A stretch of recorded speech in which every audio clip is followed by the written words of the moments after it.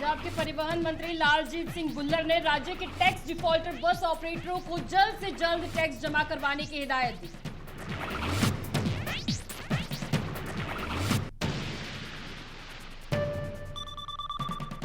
हरियाणा सरकार के पास रिपोर्ट पहुंची कि रजिस्ट्री के नाम पर अर्जी नवीस लोगों से अधिकारियों के नाम की करते हैं अवैध वसूली। सरकार रजिस्ट्री प्रक्रिया को ऑनलाइन करेगी।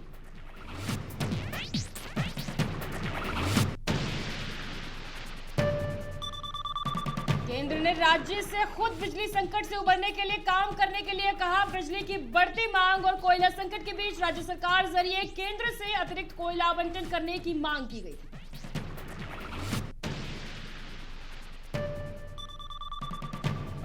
हरियाणा के 5 जिलों में पेट्रोल 101 के पार। सिरसा में 101 रुपए 80 पैसे तो सोनीपत में तेल का भाव पहुंचा 100 रुपए 43 पैसे प्रति लीटर। राहत की उम्मीद नहीं।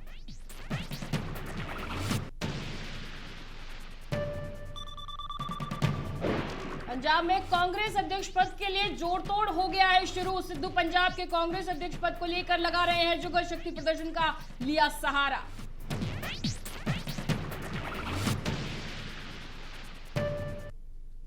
नमस्कार, संभव टीवी देख रहे हैं आप। आपके साथ मैं हूं ज्योत्सना चोपड़ा और चलिए शुरुआत करते हैं पंजाब हरियाणा समाचार की। और सबसे पहले बात है पंजाब की। कोयले की कमी और बिजली संकट से उबरने के लिए अब पंजाब खुद प्रयास करेगा। कोयले की कमी को देखते हुए सूबा कोयला आधारित संयंत्रों में बायोमास पैलेट का उपयोग करने की तैयारी कर रहा है। साथ ही कोयले की कुल मांग का 10% विदेश से मंगवाने का भी प्रयास किया जा रहा है। पंजाब इन दिनों बिजली की बढ़ती मांग को पूरा करने के लिए लगातार संघर्ष कर रहा है। बिजली की बढ़ती मांग और कोयला संकट के बीच राज्य सरकार द्वारा केंद्र से अतिरिक्त कोयला आवंटन करने की मांग की गई थी। केंद्र ने राज्य को झटका देते हुए मांग को खारिज कर दिया है। केंद्र ने राज्य से खुद बिजली संकट से उबरने के लिए काम करने के लिए कहा है और इसके बाद अब पंजाब सरकार कोयला आधारित संयंत्रों में 5 से 7% बायोमास पैलेट का उपयोग करने की तैयारी में जुट गई है।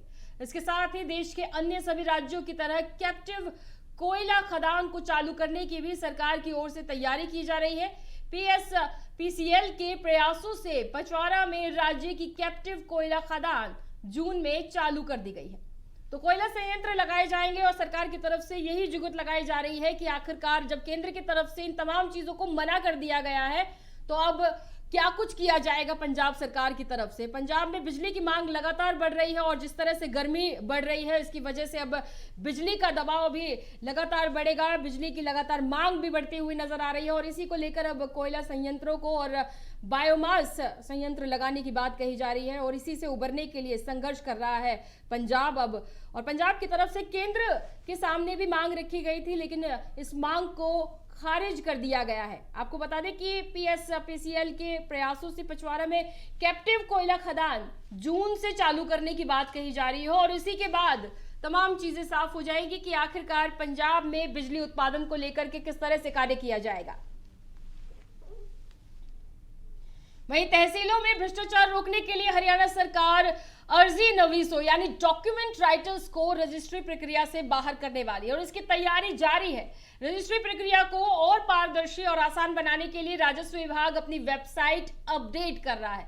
वेबसाइट पर ही जमीन से संबंधित 25 तरह के प्रोफार्मा उपलब्ध रहेंगे। इन प्रोफार्मा में जमीन खरीद या बेचने वाले खुद ही विवरण भरकर रजिस्ट्री के लिए ऑनलाइन ही आवेदन कर सकेंगे।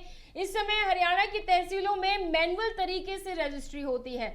अर्जी नवीस से फाइल तैयार कराने के बाद ही रजिस्ट्री प्रक्रिया शुरू होती है। सरकार के पास रिपोर्ट पहुंचती है और इसी के मद्देनजर फिलहाल सरकार की तरफ से ये तमाम तरह की बात कही जा रही है जिसमें कहा गया है कि रजिस्ट्री के नाम पर अर्जी नवीस लोगों से अधिकारियों के नाम की अवैध वसूली करते हैं। साथ ही नियमों के खिलाफ जाकर अवैध कॉलोनियों की भी रजिस्ट्रियां कराई जाती हैं। सरकार रजिस्ट्री प्रक्रिया को ऑनलाइन करने जा रही है। आगामी माह में ट्रायल के बाद इसे सभी तहसीलों में लागू किया जाएगा। इस प्रक्रिया में किसी अर्जी नवीस की जरूरत नहीं रहेगी। सिर्फ खरीद बेचने वाले और तहसील के अधिकारी इसमें शामिल होंगे। इससे पहले सरकार रजिस्ट्री के लिए टोकन लेने की प्रक्रिया को ऑनलाइन कर चुकी है। तो आपको बता दें कि ऑनलाइन आवेदन अब किए जाएंगे। रजिस्ट्री प्रक्रिया वो पूरी तरह से ऑनलाइन आवेदन के आधार पर होगी क्योंकि इससे पारदर्शिता आएगी रजिस्ट्री प्रक्रिया को लेकर, क्योंकि जब जमीनी सौदे हो रहे हैं उसमें ये देखने को मिल रहा है कि जो डॉक्यूमेंट राइटर्स हैं वो बीच में पैसा खाते हैं और इस चीज को लेकर भ्रष्टाचार देखने को मिल रहा है और अब भ्रष्टाचार पर लगाम लगाने की कोशिश की जा रही है हरियाणा सरकार की तरफ से। इसी वजह से वेबसाइट के जरिए तमाम आवेदन किए जाएंगे हरियाणा में और इसी को लेकर हरियाणा सरकार की तरफ से तमाम चीजों को ताकीद किया जा रहा है कि ऑनलाइन आवेदन किए जाएं और उसी के बाद जो प्रोफार्मा है जमीन को लेकर वो भरा जाए। उसी के बाद जो तैयारी है रजिस्ट्री की वो की जा सकेगी। जो मैनुअल तरीके से रजिस्ट्री की जा रही थी उस पर फिलहाल रोक लगा दी गई है।